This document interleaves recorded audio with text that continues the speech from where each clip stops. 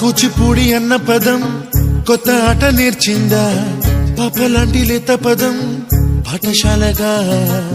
కూనలమ్మ జానపదం పల్లె దాటి వచ్చిందా, చవళిల జానతనం పాట చూపగా. కుంచెలో దాగే చిత్రాలు ఎదురొచ్చేలా అంతటా ఎన్నో వర్ణాలు, మంచులో దాగే చైత్రాలు బదులిచ్చేలా ఇంతలా ఏవో రాగాలు.